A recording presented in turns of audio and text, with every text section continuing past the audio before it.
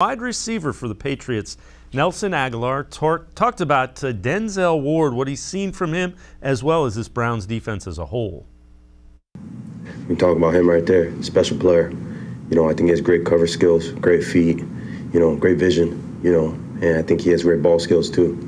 I have to say his speed and his ability to cover is up there with some of the best, you know, and I have a lot of respect for him.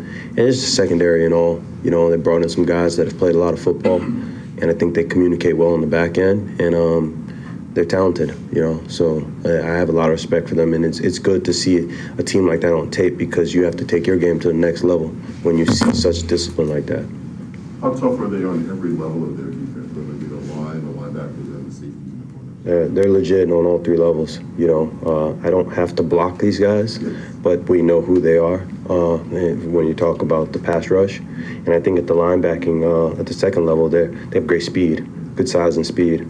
So you have to respect them. You know, I think the organization have done a good job of putting together quality defense, and it showed with their record and their performance on tape. And Ashley, did you catch the smile when he said he didn't have to block the guys, but he knows their name? The defense seemed to play more aggressive last week. At least that was my sense. Did you get that sense, or am I reading too much into it? I don't think so. You know, I've been thinking ever since that Bengals game that it looks like the defense may have finally clicked and really turned a corner. And again, we have to remember, they did that without JOK, and I think they only get more lethal if he is out there too, which is definitely probably scary for some opposing teams. But, you know, the one thing that I'm especially watching for in this game is the Browns' run defense, especially, which, you know, he alluded to there, is very good this year. They're like third in the league. They're giving up 84.8 yards per game right now.